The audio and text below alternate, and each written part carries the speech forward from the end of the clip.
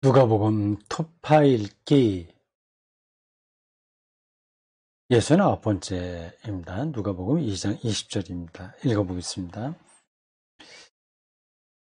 목자들은 자기들에게 이르던 바와 같이 듣고 본 그 모든 것으로 인하여 하나님께 영광을 돌리고 찬송하며 돌아가니라.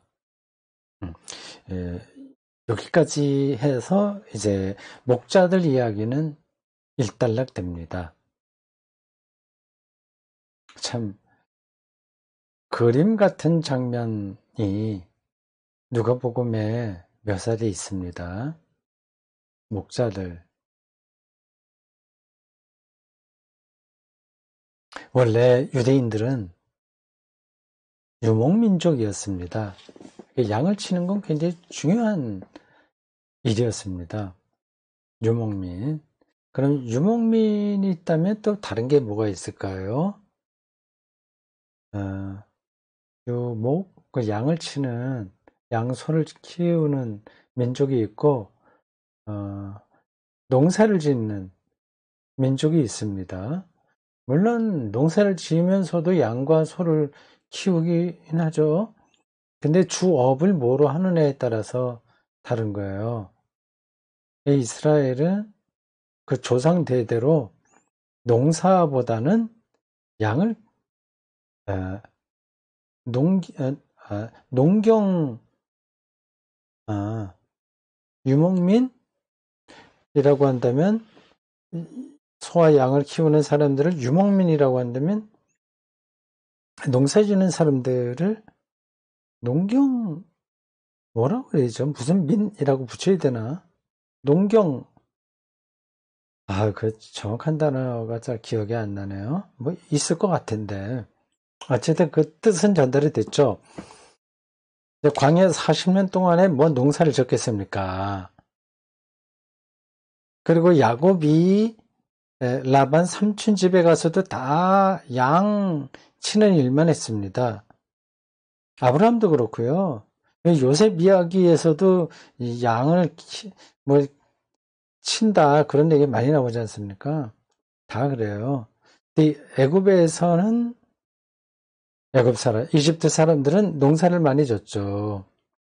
근데 이 유대인들만은 소수민족으로 고센이라고 하는 땅에서 물론 농사도 졌겠으나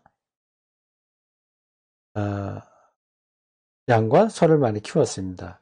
요셉이 바로에게 자기 형제들을 소개할 때도 그렇게 했습니다. 말이 좀 옆으로 나갔습니다.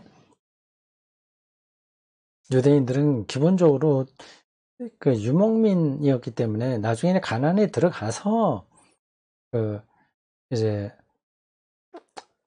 농경 사회로 진입을 하게 되죠. 농사보다도 양을 키우는 거를 주업을 했었다. 그래 시편에서도 보면 하나님과의 관계를 뭐 목자와 양 이렇게 비유를 많이 하지 않습니까? 그래서 양을 키우는 사람을 높이 평가했어요. 뭐 높이라기보다도 뭐 괜찮게 생각을 했는데 언제부턴가 좀 천한 직업으로 여기게 됐습니다. 그게 이제 가나안 땅에서 본격적으로 농사에 주력하다가 그런 현상이 벌어진 것 같습니다. 그 여기 이 예수 탄생 이야기에 나오는 목자들은 천한 사람이었어요. 원래는 그렇지 말아야 되는데 사회가 뭐 늘 변하니까요. 그렇게 됐습니다. 근데 그 천한 사람들에게 인류에게 미칠 가장 기쁜 소식이 최초로 전달됐다고 하는 사실. 이건 뭐 누가복음의 신학적인 방향이 아니라면 좀 말이 안 되는 거죠. 예. 그리고 구유에서 예수님이 탄생했다. 그런 거 다 통하는 겁니다. 근데 목자들은 이제 자기들이 앞에서 15절에 나와 있듯이 전달받은 것을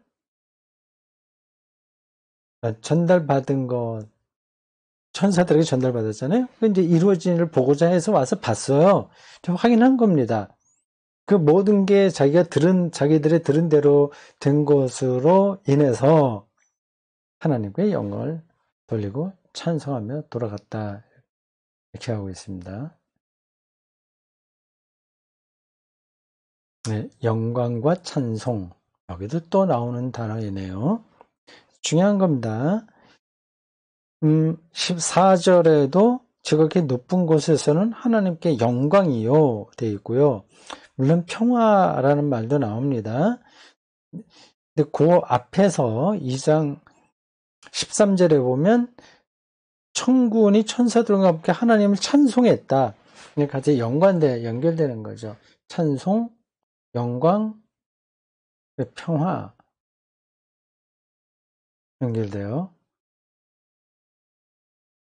영광과 평화는 14절에서 그렇게 연결해서 나오고요. 찬송과 영광, 또 영광과 찬송은 13절과 14절에 이어서 나온 거고, 여기 이제 20절에 다시 한번 나왔습니다. 뭐 어디 나왔냐 하는 게 중요한 게 아니고, 이제 그 성경 언어 속으로 우리가 얼마나 들어가서 사냐 하는 게 중요한 거죠.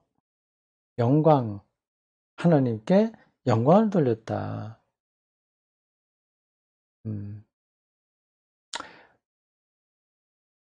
이제 이러한 말을 들으면 어떤 생각이 나십니까?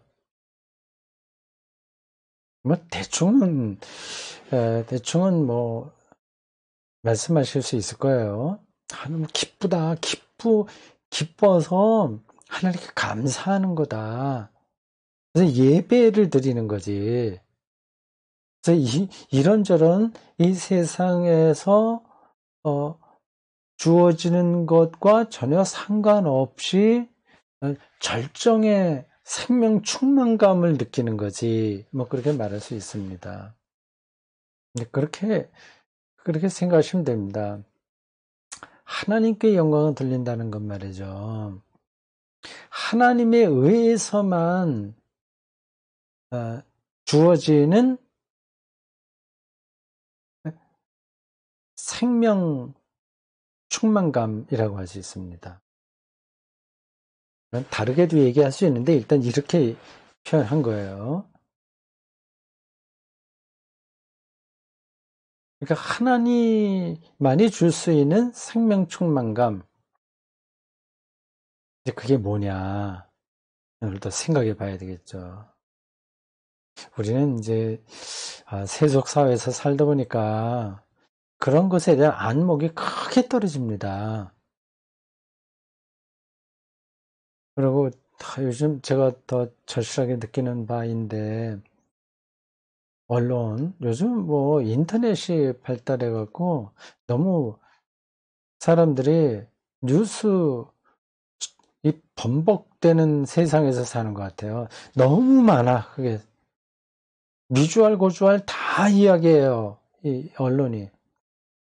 그 언론도 숫자도 많고 쉽게 접할 수 있고 모두가 다 스마트폰을 들고 있으니까 24시간 계속 그 누가 어떻고 또 뭐 탤런트 뭐가 어떻고 그리고 또 가수 뭐 해서 어떻고 그 여당 야당 이게 어떻고 그게 이제 확대 재생산되고 그래요.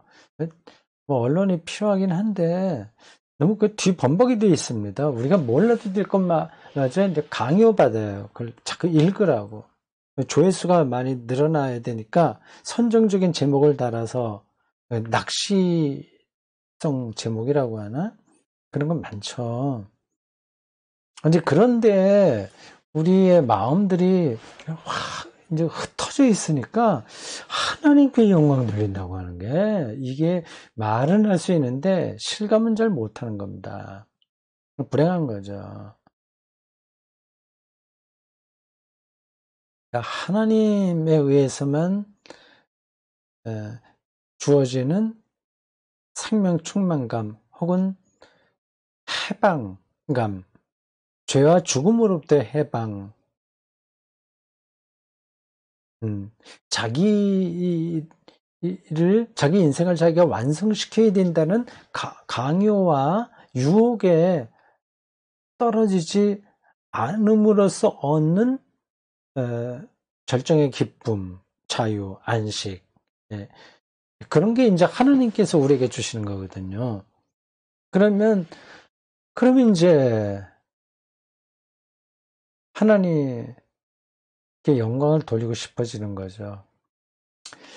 뭐 거기서도 조금 세심하게 생각하셔야 되는데, 하나님은 어디 있지? 헌금을 하라는 건가?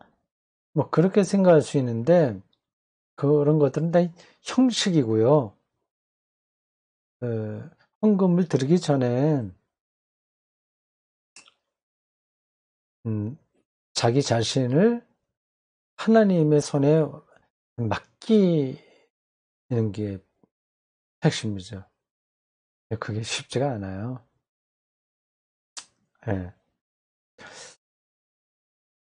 하나님께 영광을 돌리고 찬송하며 돌아가니라. 찬송. 네. 2021년도 벌써 1월이 지나갔죠. 2월 이 목자의 이런 경험이 우리들에게도 많았으면 좋겠습니다. 하나님께 영광, 그리고 찬송. 그건 우리가 좀 가난해도 가능할 수 있는 거예요. 잠깐 좀 건강하지 않아도 이게 가능한 겁니다. 목자처럼 조금 사회적인 신분이 낮아도 얼마든지 가능한 하나님과의 관계입니다.